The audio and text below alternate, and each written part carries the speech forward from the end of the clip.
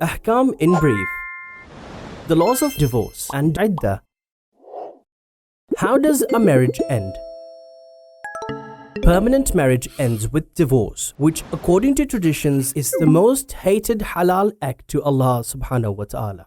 According to the Islamic laws, it is the man who has the right to initiate the divorce. It is possible for the wife to have this right by proxy, only if it was agreed upon in the marriage contract.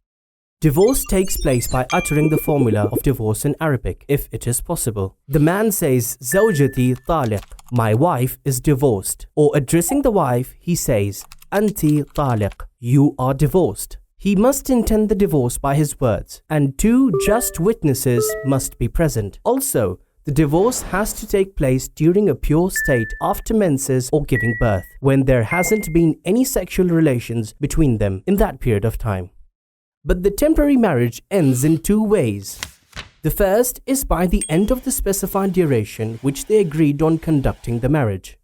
The second is that the husband forgoes the remaining duration. Know that there is no divorce in temporary marriage.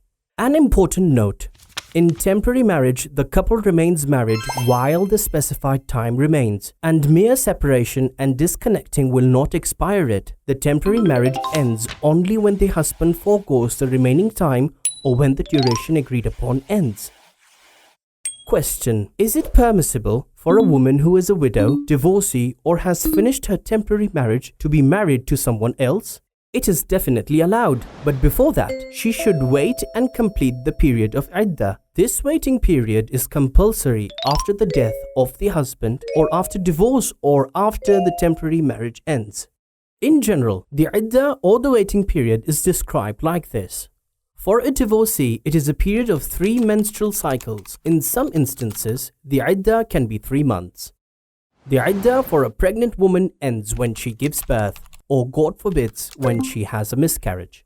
The iddah for a widow is 4 months and 10 days, but if she was pregnant, it is compulsory on her to perform the waiting period of the widow and that of pregnancy.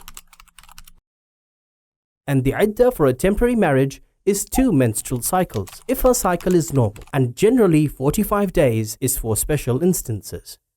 There are certain situations when the iddah is not needed. For example, a woman who has reached menopause, or a woman who was never physically intimate with her husband can get married immediately after their divorce or after the end of their temporary marriage.